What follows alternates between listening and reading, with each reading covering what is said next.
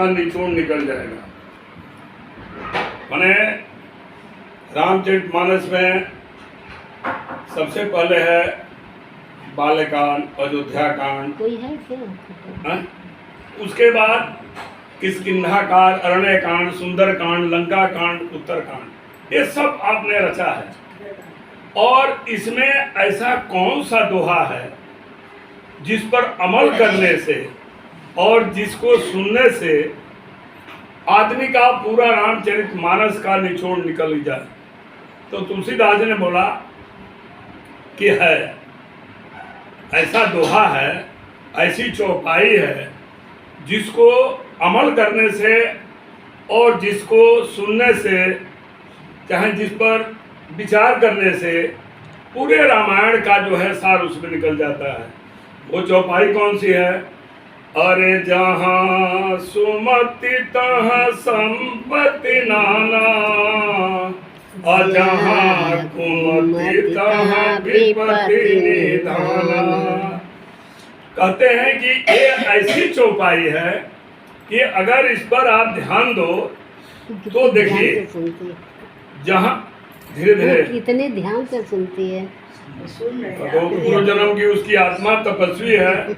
तो कहते हैं कि ये ऐसी चौपाई है कि जहाँ सुमति का मतलब शुद्ध विचार, भगवान के प्रति भाव, लगाव, श्रद्धा, प्रेम जहाँ पर है, जहाँ सुमति तहाँ हर एक प्रकार के ऐश्वर्य, वैभव, सुख, शांत, संपदा सब अस्थाई है। अस्थाई तो कोई चीज नहीं है, लेकिन हाँ, जब तक हमारे परिवार में, हमारे अंदर सुमति है, अच्छे विचार है, भगवान के प्रति प्रेम है, दूसरे के प्रति परोपकार की भावना है, दूसरे के दुख को देखकर दुखी हो जाते हैं, तो इसको सुमति बोलते हैं। सुंदर आचरण, सतोगुण, जिसको ऐसे भी कह सकते हैं कि सतोगुण।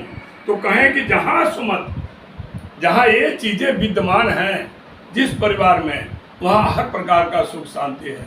और जहाँ कुमत, जहाँ व्यभिचार, कोई किसी की बात न माने, आदमी के अंदर हर समय द्वेष, अहंकार, क्लेश, नाना प्रकार की अंदर की बुराइयां भरी हुई है, वहाँ क्या है? आराम से पढ़िए, कौन तकलीफ नहीं ना। वहाँ क्या है कि हर तरह से जो भी परिवार के अंदर जितने भी सदस्य हैं सब परेशान हैं। जैसे रावण को ले लीजिए। रावण इतना बड़ा प्रतापी, महान पंडित, बलशाली, सब कुछ था, लेकिन क्या था? सुमति नहीं था, कुमति था। कुमत का मतलब बहुभज्य, उल्टा सीधा खाना, मांस मछरा, दरा शराब, ये। उसके बाद अहंकार, भगवान को भगवान न मानना, देवताओं को बात करके राज्य में रखना। तो क्या हुआ? जहाँ सुमति तहाँ सब कुछ रहते हुए एक दिन सब जो है वैभव समाप्त हो गए, खत्म हो गए। और वहीं देखिए विभीषण, जिसके पास सुमति थी, रहता था रावण के राज्य में, लेकिन उसके अंदर सुमति थी। तो क्या हुआ कि बिना मांगे रावण ने तो 10 सिर दे करके ना सब कुछ पाया था, लेकिन विभीषण ने तो कुछ नहीं दिया। कहे ना कि जो संपत्ति शिव रावण ही, दिन ही दिए 10 मास, सोई संपदा विभीषण ही, सकुच दीन रघुनाथ। जो संपत्ति को पाने के लिए रावण ने 10 बार सिर को काटा, और वो संपत्ति भगवान सकुचा करके, संकोच करके कि मैं विभीषण को क्या दूं, ये तो मेरे शरण में आ गया है, तो सकुच दीन रघुनाथ, वही संपत्ति विभीषण को भगवान अर्पण किए। तो यही सुमति और कुमत दोनों का निचोड़ यही है। दूसरा तरफ आप जाइए, महाभारत में पांडवों के अंदर सुमति था, 5 ही थे, तो उन्होंने सब कुछ पा गया। और वहीं दुर्योधन के पास कुमति थी, तो उन्होंने सब विनाश हो गया। तो रामायण का मतलब मेन क्या है कि हम अपने विचारों को, अपने भावों को, अपने बुद्धि को हम ईश्वर की तरफ लगाएं। अच्छा सोचे किसी के बारे में। देखिए, कहा गया है कि बहादुर वो होता है जो दूसरे के द्वारा दिए हुए धोखे के बाद भी उसका भलाई करे, उसको बहादुर कहते हैं, उसको भक्त कहते हैं, उसको सहनशील कहते हैं, और उसी पर ईश्वर की कृपा होती है। ठीक है, दीदी ने हमें धोखा दे दिया या मैंने दीदी को धोखा दे दिया, फिर भी दीदी हमारे भलाई के लिए प्रयत्न है, तो ये होता है बहादुरी। बहादुरी का मतलब क्या होता है? हमारे अंदर सुमति है, कुमत नहीं है। तो जो इंसान चाहे जिस पर भी ईश्वर की कृपा होती है वही इस मार्ग पर जाता है। सुमति और कुमति कहीं अलग नहीं है, ये सब हमारे अंदर विद्यमान है, दोनों कहीं अलग नहीं है। ये क्या है कि अब क्या पड़ता है कि हमारी बुद्धि जो है उसको कैसे रोकती है।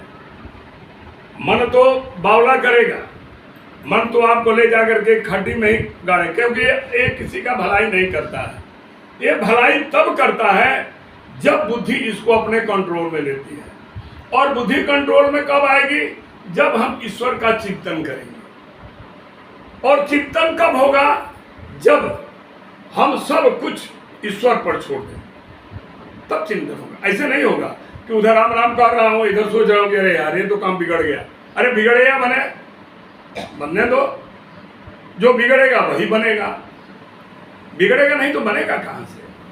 हम मरेंगे नहीं तो फिर जन्म कहां से लेंगे? यही तो सृष्टि का नियम है।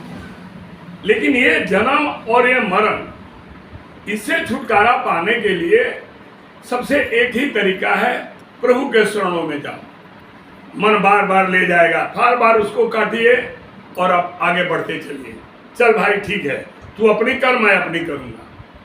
तू मन से आ, मैं बुद्धि से आता हूं, मैं विवेक से आता हूं।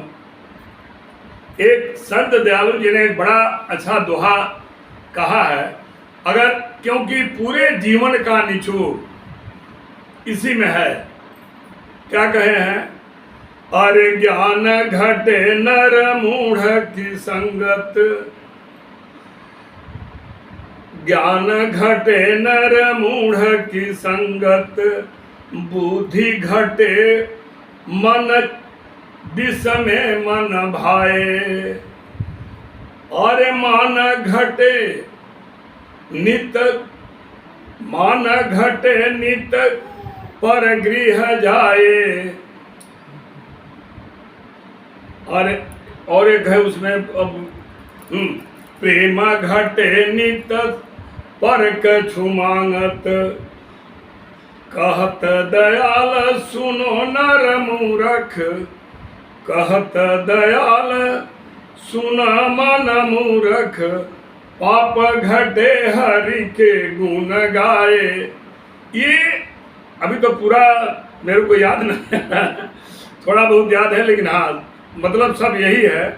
देखिए, हाँ, बुद्धि घटे बहु भोजन खाए, ये लाइन छूट गई, चलिए कोई बात नहीं। तो कहने का मतलब है ये पूरे दोहे में का भोजन नहीं खाना चाहिए, जहाँ से गलत जगह से। बहु भोजन का मतलब है भक्षा भक्त। बहु भोजन का मतलब होता है भक्षा भक्त या पापी के घर का अन्न। इससे क्या होता है? हमारी बुद्धि घट जाती है, हमारा विवेक जो है, हमारा ज्ञान जो है। लेकिन अगर वो गलत आदमी है तो उसका हम भक्षा भक्षम जिसको बोलते हैं ना, बहु भोजन का मतलब होता है भक्षा भक्षम। तो ये जो मैं कह रहा था, ज्ञान घटे नर मूढ़ की संग। अगर आप मूर्ख, मूर्ख का मतलब क्या है? अज्ञान, जिसको ज्ञान नहीं है, जो नास्तिक है, जो भगवान को नहीं मानता है।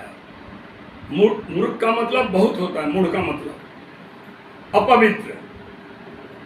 तो क्या होगा कि जब हम उसकी संगत करेंगे, ज्ञान घटे नर मूढ़ की संगत, मूर्ख आदमी के, अज्ञानी आदमी के, असंतोषी आदमी के, अहंकारी आदमी के, ये सब मूर्खाई की पहचान है।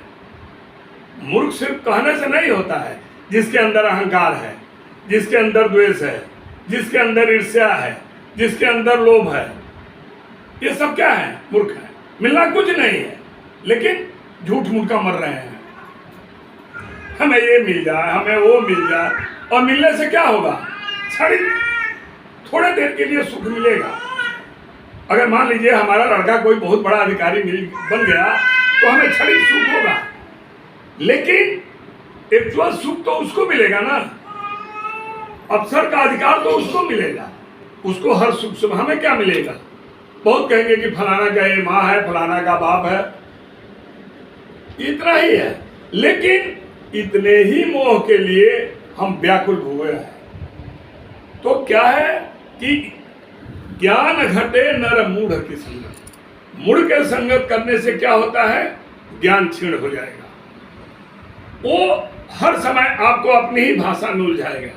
अगर आपको क्रोध नहीं आ रहा है और किसी अहंकारी के साथ आप बैठ जाओ, आपके अंदर क्रोध हो जाएगा।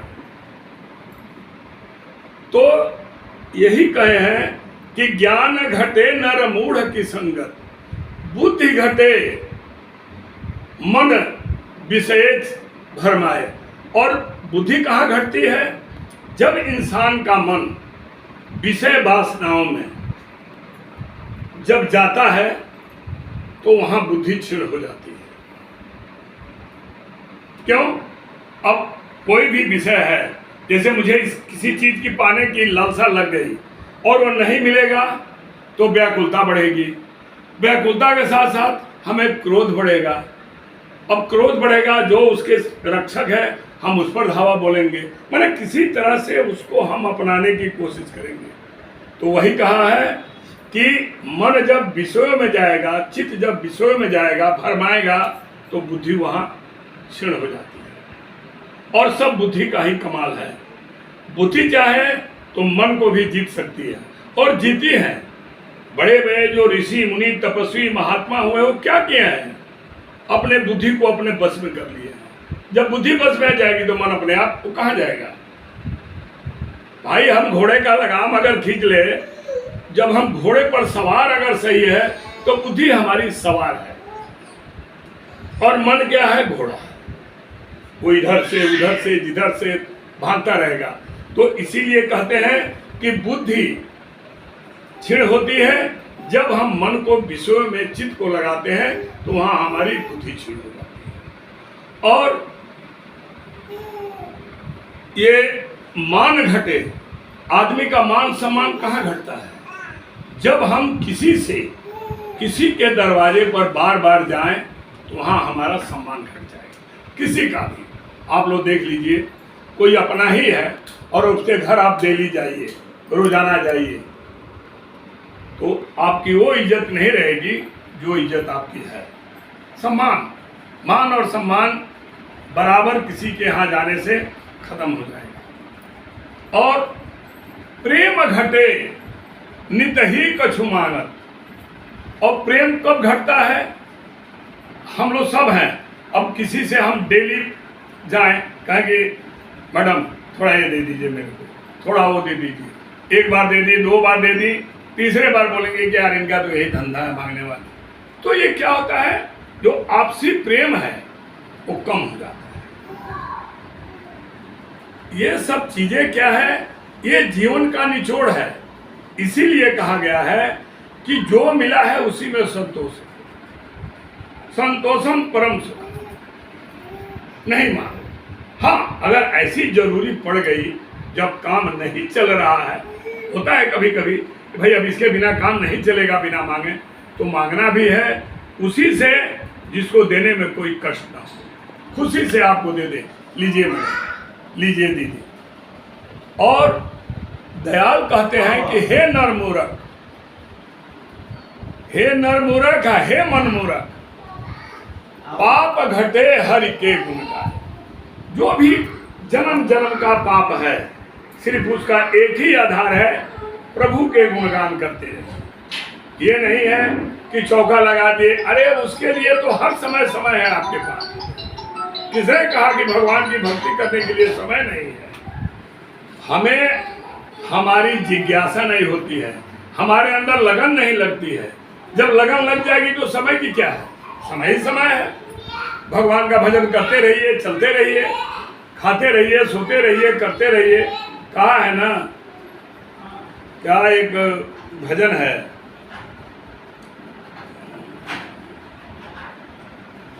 कृष्ण गोविंद गोपाल गाते चलो, मन के विषयों को विषय से हटाते चलो, कृष्ण गोविंद गोपाल गाते चलो, काम करते रहो नाम जपते रहो, काम करते रहो नाम जपते रहो, पाप की वासनाओं से डरते रहो, अपने रथ को सुमारथ चलाते चलो, कृष्ण गोविंद गोपाल गाते चलो, याद आएगी उनको कभी न कभी, भक्त पाएगा उनको कभी न कभी, ऐसा विश्वास मन में जगाते चलो, ऐसा विश्वास मन में जगाते चलो, कृष्ण गोविंद गोपाल गाते चलो, अपने रथ को सुमारथ चलाते चलो। तो कहने का मतलब यह है कि इसके लिए कहीं समय नहीं लिखा है। लोग बोलते हैं शाम हो गई भगवान। अरे भाई, जिसने हमें जन्म दिया, जो अभी तक बचपन से माँ के गर्भ से लेकर के और अभी तक, ठीक बात, वो बच्चा है, वो अपने धुन में है, उसको वही धुन लगना चाहिए भक्ति के लिए, और कोई धुन नहीं होना चाहिए। तो जब माँ के गर्भ से लेकर के और अभी तक हमारी रक्षा कौन कर रहा है? हमारा समाज नहीं कर रहा है, ठीक बात। अरे चलने दीजिए उसको, आप अपना ध्यान इधर रखिए, उनको तो कहेगी। तो माँ के गर्भ से लेकर के और अभी तक हमारा पालन पोषण कौन कर रहा है? भगवान, ईश्वर। उनकी महिमा से हमारा सब काम चल रहा है। आज उनकी महिमा बंद हो जाए, कल ये शरीर लाश बन करके निकल जाएगी, सड़ने लगेगी, बदबू देने लगेगी। तो इसीलिए जो वो कर रहे हैं उनका हर समय शुक्रगुजार कीजिए कि हे प्रभु, पता नहीं करोड़ों जन्म में हमने कितने पाप किए हैं, इसकी कोई गिनती नहीं है। धर्म भी किए हैं, दोनों का लेखा जोखा ले लें तो जो कुछ समय हमारा कट रहा है वो उनकी कृपा से ही कट रहा है। इसलिए अगर दुख भी आए तो भी खुश, सुख भी आए तो भी खुश, इसके लिए कभी हताश नहीं होना है। क्यों? ये जीवन खत्म होने वाला है, इसका कोई अस्तित्व नहीं है। तो जब तक हम हैं, नहीं हमसे भजन हो रहा है, लेकिन उनको याद तो कर सकते हैं ना भाई। याद ही करना बहुत है इस कलयुग में।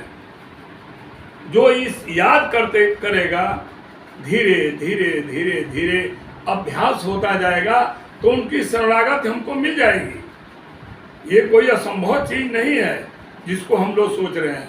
असंभव क्या है? अपने मन को विषयों से हटाना, अपने बुद्धि को ईश्वर के साथ जोड़ना, अपने चेतना को ईश्वर में लगाना, यही कठिन है। बाकी भगवान का मिलना कहीं कठिन नहीं है।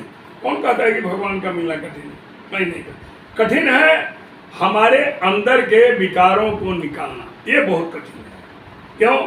ये जितने सब बैठे हुए हैं साहूकार बन करके और हमारे जीवात्मा को परेशान कर रहे हैं, ये सब वही हैं। भगवान थोड़े परेशान कर रहे हैं। भगवान तो हमें जन्म दे दिए, कर्म दे दिए, मनुष्य जोनी दे दिए, बहुत बड़ी कृपा की। अब हमारा कर्म है कि हम अपने बुद्धि विवेक के द्वारा अपने अहंकार को, अपने अंदर के गंदगी को साफ करें। अगर आपका शरीर साफ है, सुथरा है, स्वस्थ कपड़ा पहने हैं, तो कोई सेंट छिड़कने की जरूरत नहीं है, ऐसे ही खुशबू आएगी। और चाहे मन कपड़ा गंदा हो और चाहे कुछ भी और कितना भी सेंट छिड़के तो वो उसकी बदबू तो जाएगी नहीं, थोड़ी देर सेंट रहेगा, बाद में तो वही कपड़े का बदबू आएगा। तो वही हाल है, हम अपने मन को, तन को तो हम डेली धो रहे हैं, साबुन, सोडा, क्रीम, पाउडर, जो जो नाना प्रकार के हैं सब कर रहे हैं, लेकिन मन को धोना है तो उसके लिए इस जीवात्मा को साफ रखना है, तो उसके लिए ईश्वर की भक्ति के अलावा कोई साधन नहीं है। कोई भ्रमित नहीं होना है कि हम उस बाबा के यहाँ जाएंगे तो बाबा हमें भक्ति दे देंगे, कोई बाबा भक्ति नहीं देंगे। हाँ, मिलेगा जब हमारी उत्सुकता बढ़ेगी तो ईश्वर किसी न किसी महात्मा को हमारे रूप में हमारे सामने भेजेंगे। जैसे विभीषण के सामने हनुमान जी को भेज दिए, महात्मा संत को सुग्रीव के सामने भेज दिए उद्धार के लिए, तो वो ही भेजेंगे। कहते हैं ना कि जा पर कृपा राम के होई, ता पर कृपा करे सब कोई। सुंदरकांड में क्या कहे हैं? जामवंत ने कहा है ना कि जामवंत कह सुनु रघुराया, अजा पर नाथ करहु तुम दाया, ताहि सदा शुभ कुशल निरंतर, असुर नर मुनि प्रसन्नता ऊपर। कहें जामवंत कह सुनु रघुराया, हे रघुनाथ जी, हे प्रभु, हे श्री राम, सुनिए, जा पर नाथ करहु तुम दाया, जिस पर आप दया दृष्टि फेर देते हो, जिस पर आपकी करुणा दृष्टि पड़ जाती है, ताहि सदा, सदा मने हमेशा, एक बार जिस पर कृपा कर दिए उस हमेशा के लिए, जन्म जन्मांतर के लिए शुभ, उसका शुभ ही होगा, उसका शुभ कभी नहीं होगा। ताहि सदा शुभ कुशल, वही कुशल होता है, चाहे प्रवक्ता हो, चाहे कुशल ज्ञानी हो, कुशल भक्त हो। ताहि सदा शुभ कुशल निरंतर, निरंतर माने हमेशा। ताहि सदा शुभ कुशल निरंतर, सुर नर मुनि प्रसन्नता ऊपर। सुर माने देवता, नर माने मनुष्य समाज, और मुनि माने संत महात्मा। सुर नर मुनि प्रसन्नता ऊपर, ये सब उसके ऊपर प्रसन्न रहते हैं। किस पर? जिस पर आप एक बार कृपा दृष्टि डाल देते हो, और जिस पर डाला है सबका कल्याण हो गया है। तो आप लोग भी अपने कल्याण के लिए, हम सब, आप लोग क्या, मैं भी उसी में हूँ, मैं कौन सा महात्मा हूँ? सही बात है, बाबा शरीर तो किसी का है। हम सब मिल करके सब कुछ करते हुए इस जीवन की नैया पर चढ़ करके प्रभु का स्मरण करें, और वही हमारा कल्याण करें, और आप सबका कल्याण करें। जय सच्चिदानंद। यही तो बोलते, माने यही तो कहते हैं कि हम इन भगवान तो बन